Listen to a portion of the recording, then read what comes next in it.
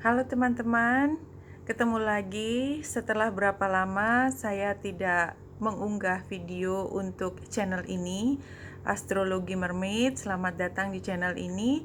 Kali ini saya akan bicara mengenai North Node dan South Node. Ya, jadi kita sudah belajar banyak ya, terutama melihat chart pribadi kita. Dan pada saat ini saya berharap teman-teman sudah mulai melihat chart pribadi dan sudah mulai paham berbagai fungsi dari planet yang ada di chart lahir kita, dan mengartikan karena masing-masing selalu punya identitas selain dia berada di mana, sehingga itu membentuk kita dalam satu area kehidupan tertentu. Misalnya Merkurius tentang bagaimana kita berpikir, intelektual kita kecenderungannya bagaimana, tentang Venus apa yang kita sukai, bagaimana kita menghargai diri kita sendiri, menghargai orang lain. Dan yang akan saya bawakan pada saat ini adalah North Node dan South Node. Dan sama seperti yang lain, penjelasan tentang zodiaknya itu sama. Jadi semua karakternya sama. Yang Aries seperti apa, Taurus seperti apa, itu sama. Nah, sekarang kita belajar tentang South Node dan North Node, terutama North Node. Ya, North Node adalah arah hidup kita atau teritori yang kita belum pernah pelajari sebelumnya. Jadi, dalam kehidupan ini kita diarahkan untuk selalu masuk ke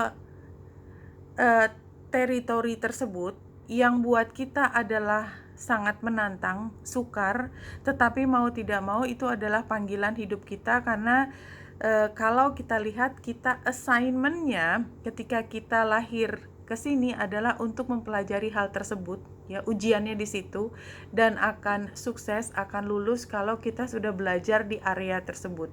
Nah, sementara itu North Node. Nah, untuk South Node adalah area di mana kita sebenarnya lahir sudah membawa kemampuan itu.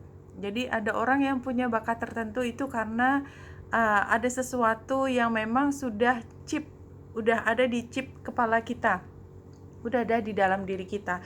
Sehingga karena itu sudah kita pelajari, maka dalam kita menghadapi masalah dalam keseharian, kita akan cenderung menggunakan apa yang kita sudah pelajari karena itu sudah paling nyaman. Dan kalau kondisi kita kebingungan, kita tidak mau, kita menolak untuk jalan masuk ke area kehidupan kita yang harus kita masuki kemudian, maka kita akan cenderung kembali ke South Node. Itu adalah tempat yang nyaman karena kita sudah tahu caranya menghadapi, tetapi somehow berarti kita melewati masa ujian. Satu, yang kedua, cepat atau lambat misi hidup kita akan memanggil kita pada waktunya. Jadi memang timingnya itu bisa ditentukan oleh kalender, ya, pergerakan transit di langit. Bisa juga kita yang menentukan kapan. Cuman ada beberapa saat di mana kalender itu mau tidak mau seperti dipaksakan kepada kita, karena sebenarnya higher self-nya kita menginginkan kita untuk masuk ke area yang menjadi North Node tersebut. Oke. Dalam North Node seperti biasa selalu ada notasi. Pertama adalah sign-nya, yang kedua adalah rumah keberapa. Nah, untuk North Node, kalau kita lihat selalu gambarnya, simbolnya adalah seperti headset. Jadi ada North Node, South Node. Untuk mengingat North Node seperti headset, berarti yang di atasnya adalah yang begitu, ya, sehingga yang kebalikannya adalah South Node. Pertama kita bicara tentang North Node di rumah pertama. North Node di rumah pertama mengindikasikan South Node-nya ada di rumah ketujuh. Rumah ketujuh adalah tentang partnership, tentang bahwa sesuatu dilakukan bersama, tidak pernah sendiri.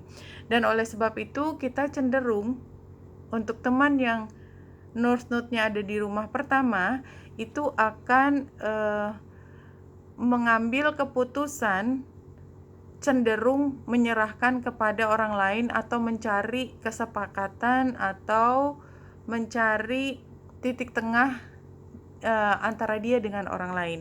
Tetapi kehidupan akan memberi pelajaran pada teman-teman dengan North Node di rumah pertama bahwa keputusan yang diambil berdasarkan masukan dari orang lain ternyata nggak pernah berhasil untuk diri sendiri.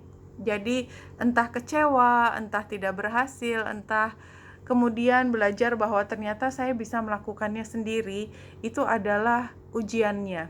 Jadi ketika orang dengan Nurse di rumah pertama sudah mulai sadar bahwa semua keputusan itu harus berdasarkan keputusan pribadi, maka dia akan lulus. Bukan berarti sepanjang hidupnya dia harus mengandalkan pada diri sendiri, bukan, tetapi adalah yang penting dia tidak lagi menempatkan semua keputusan untuk diri sendiri dengan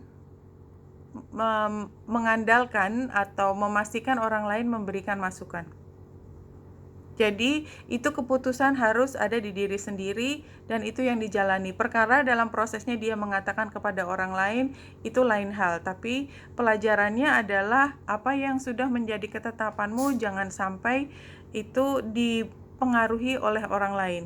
Pelajarannya seperti itu. Nah, teman-teman dari rumah kedua, untuk note-nya itu adalah belajar untuk memenuhi kebutuhan kesehariannya, karena dia rumah ke-8 adalah South Node-nya. Dia biasa untuk membagi semua dengan orang lain. Jadi buat dia apa yang dimiliki sebelumnya itu di-share ke semua orang. Sekarang tugasnya di dalam kehidupan ini adalah untuk memastikan dia mampu mewujudkan semua yang dia inginkan untuk kenyamanan diri sendiri. Dia bisa berfokus pada keseharian, keuangan, memanage sesuatu, semuanya yang sifatnya adalah material, karena material adalah tujuan dia hidup pada saat ini, untuk mencari kekayaan, mencari pemasukan.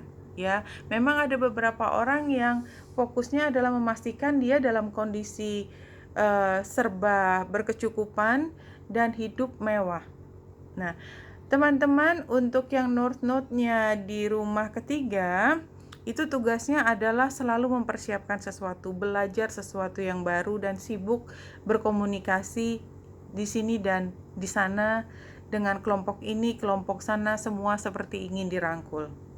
Ya, itu yang harus dipelajari. Tetapi sebenarnya dia aslinya atau yang dibawa dari masa lalu South Node-nya, berarti kan ada di rumah ke-9 South Node-nya, itu adalah ketika dia bisa punya visi tertentu. Ini adalah yang ideal. Bagaimana operasionalisasi atau mengkonkretkan apa yang menjadi keinginan bukan lagi tugasnya dia. Nah, teman-teman dengan North Node di rumah ketiga itu harus puas tidak menjadi manajer tingkat yang paling tinggi atau ya direktur, ya istilahnya direktur, tetapi harus juga mampu menjadi manajer yang memastikan semua visi atau tujuan besar itu bisa menjadi kenyataan dengan cara dia berkoordinasi, dia memastikan orang-orang yang terkait terlibat. Teman-teman di North Node di rumah keempat kan pengaturnya adalah Cancer, itu lahir dengan membawa South Node atau kemampuan untuk menjadi CEO, fokus pada karir, fokus pada bagaimana dia menjadi berkembang karena dia punya status sosial, dan barangkali dia juga lahir di keluarga yang sudah punya karakter sendiri. Misalnya dia adalah bagian dari satu partai besar, misalnya seperti itu. Dia dari keluarga yang punya perusahaan besar atau keluarga yang membawa satu budaya tertentu di dalam keluarga. Nah, fokus dari kehidupan teman-teman dengan North Node di rumah keempat itu adalah bagaimana dia bisa nyaman dengan kehidupannya sendiri, kehidupan pribadinya. Itu adalah tujuannya dia. Bagaimana dia bisa merawat diri sendiri, memastikan dia merasa aman dan nyaman sebagai dirinya tanpa harus selalu mengikuti apa yang menjadi tuntutan orang lain, tanpa harus dia berpikir setiap hari bagaimana memenuhi kepentingan keluarga. Kepentingannya sendiri itu adalah hal yang utama untuk dia penuhi. Teman dari North Node rumah kelima itu karena di depannya adalah rumah ke-11 ya, berarti dia lahir dalam situasi dia biasa melihat masa depan itu adalah hari ini. Jadi tidak pernah melihat hari ini adalah untuk hari ini, tapi hari ini adalah bagaimana untuk ke depan.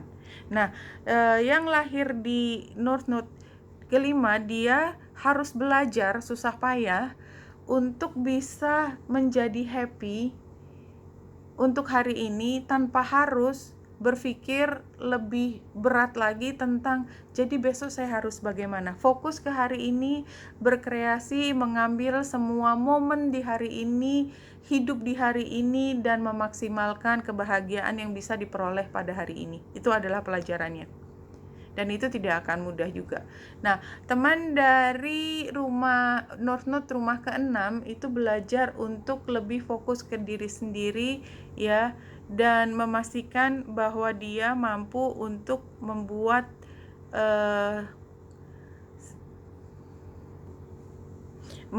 kehidupannya menjadi lebih sibuk ya. Apapun dia fokus pada kesibukan keseharian. Jadi misalnya di rumah ada dia mengurus anak, dia mengurus katakanlah punya pets ya, atau dia punya sesuatu yang terkait dengan kesehatannya atau kesehatannya orang lain yang dia harus untuk bisa selalu siap sedia membantu. Nah, teman di rumah ke-7 North Node-nya, sekarang kita balik dari teman dari North Node yang di rumah pertama tadi yang saya sudah bahas di awal adalah di masa lalu dia biasa melakukan apa-apa sendiri ya, bagaimana tidak, misalnya ada situasi yang membuat bahwa kalau dia masih mengandalkan orang lain dia akan mati, misalnya di situasi peperangan, di situasi misalnya penuh dengan kompetisi di mana bahwa dia kalau lengah sedikit dia akan dalam kondisi bahaya, misalnya seperti itu. Nah, dalam kehidupan ini buat teman dengan North Node di rumah ke-7 adalah belajar bagaimana dia juga harus menyertakan orang lain dalam pengambilan keputusan. Ya, bahwa kalau dia mengambil keputusan untuk diri sendiri, cepat atau lambat dia harus kembali ke titik nol untuk menanyakan hal ini dan kesediaan orang lain, karena ternyata dia tidak pernah bisa berlari sendiri dengan keputusannya sendiri, tapi harus menunggu apa yang menjadi keputusannya dari orang lain. Buat temen dari yang North Node-nya ada di rumah ke-8. North Node di rumah ke-8 ini bukan situasi yang mudah ya, karena di sini ada luka masa lalu, hal seperti itu ya, sehingga dia tujuannya adalah bagaimana membongkar luka-luka tersebut, baik yang diperoleh dari masa dia kecil atau yang dibawa masalahnya dari masa lalu, mungkin harta warisan ya, atau hutang yang terus dibawa, atau kemungkinan ada cerita yang tersembunyi dari orang tuanya ya, katakanlah dia ternyata anaknya siapa, hal seperti itu, semua yang serba ditutupi tadinya dia yang menanggung pada masa hidupnya ya. Mungkin itu adalah masalah yang pernah dilakukan oleh orang tuanya atau kakek atau neneknya, tetapi ini adalah masa dia yang punya tugas untuk menyelesaikan selamanya. Jadi ini antar generasi. Dan buat beberapa ini juga kadang-kadang dia harus belajar untuk menerima, receiving ya, bukan accepting tapi receiving. Jadi di masa lalu karena dia kan South Node-nya ada di Taurus, di masa lalu dia biasa mencari uang sendiri, dia mampu memenuhi diri sendiri.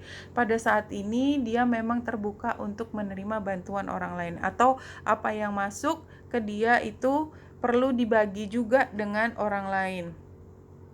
Ya, jadi termasuk di sini rumah ke-8 adalah ketika semua kekayaannya dia. Jadi ini bisa juga dari masa lalu yang dibawa sekarang, atau yang dari sekarang akan diturunkan ke generasi berikutnya. Misalnya dia menginvestasikan sesuatu yang baru bisa dipetik pada saat ketika dia sudah tidak hidup lagi. Ya, jadi memang yang North Node di rumah ke-8 itu jauh lebih rumit daripada North Node tempat yang lain. Tapi artinya ini adalah memberikan kepada orang yang punya North Node di rumah ke-8 itu adalah masa revelation yang cukup lama, karena memang itu termasuk salah satu dari energinya Scorpio yang seperti dokter bedah, ada penyakit dibongkar, dikeluarkan, yang merupakan bagian dari tubuh tetapi dia membuat sakit, dikeluarkan, dan ketika healing pun bukan saat yang mudah. Oke, sekarang sampai ke teman-teman yang North Node-nya di rumah ke-9, yaitu tentang orang yang mau tidak mau memfokuskan dirinya untuk pembelajaran tingkat tinggi atau yang pada akhirnya lari ke spiritual. Ya, rumah ke-9 ini energinya Sagittarius itu biasanya dia punya cerita masa lalu yang berat ya, perlu healing. Tapi dari healing tersebut dia bisa mencapai satu kemampuan yang lebih tinggi dari kebanyakan orang, dan dia kemudian harus pergi dari tempat tersebut ke tempat lain di mana dia mampu memberikan bantuan lebih banyak, tidak hanya ke diri sendiri dan keluarganya, tetapi khalayak yang lebih jauh. Dan ini bisa dalam bentuk bekerja di luar negeri, sekolah di luar negeri, atau pernah mengalami situasi di mana dia keluar dari lingkungan yang paling nyaman, tapi di tempat lain dia bisa belajar dari situasi yang sebelumnya. Jadi ada dua dunianya ya. Jadi tidak, kalau dia misalnya seseorang lahir dari orang tua yang berada di luar negeri, berarti bukan itu. Dia harus dia pernah di dalam dulu, keluar, dan kemudian mengambil sesuatu dari jarak yang jauh.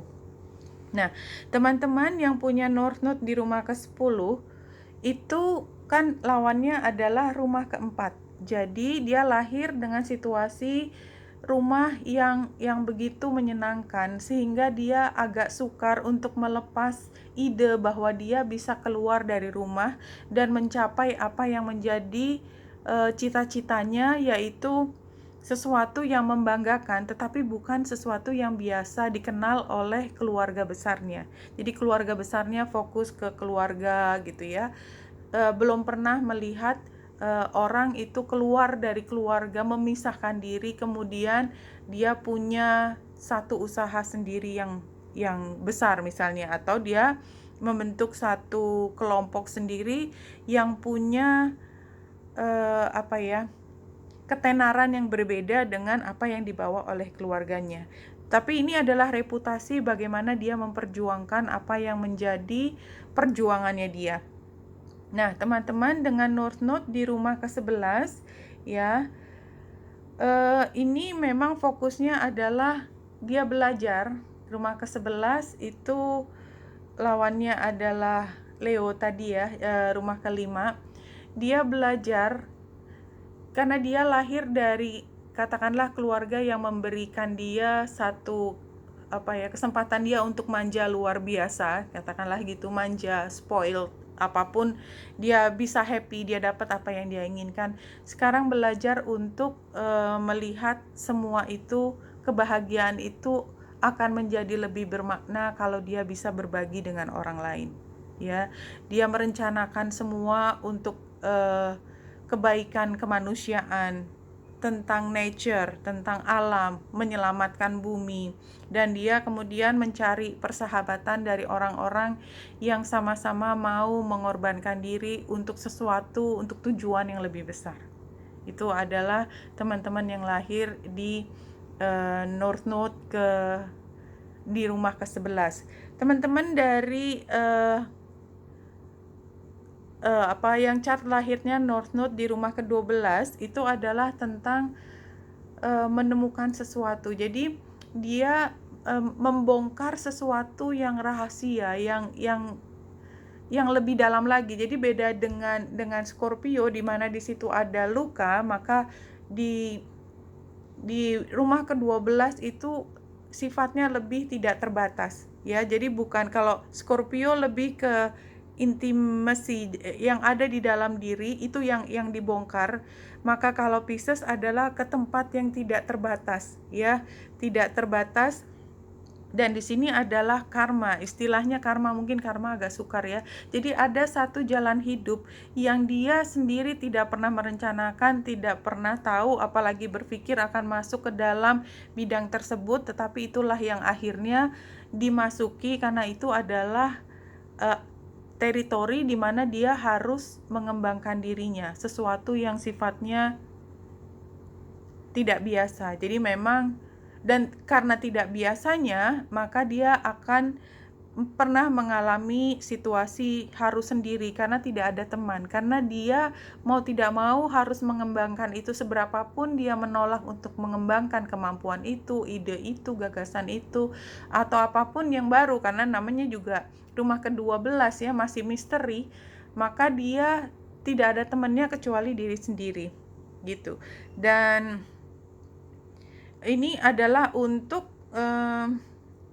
memperoleh keyakinan dari orang-orang yang tidak bisa melihat apa yang dia kembangkan tersebut. Ya, saking anehnya tadi, maka dia sebenarnya secara perlahan menunjukkan bahwa yang dia disebut aneh oleh orang itu adalah bukan aneh sama sekali. Ini adalah salah satu pintu gerbang di mana dunia ini harus punya sesuatu yang unlimited, karena kalau tidak ada pintu untuk unlimited ya, keluar lebih dari itu, maka bumi itu kan tidak bergerak lebih jauh, kemajuan itu tidak ada, kira-kira seperti itu. Oke, ini bahasan untuk North Node dan South Node pada saat yang bersamaan ya, semoga membantu. Wanita Indra Sari sini, salam hati dan cahaya.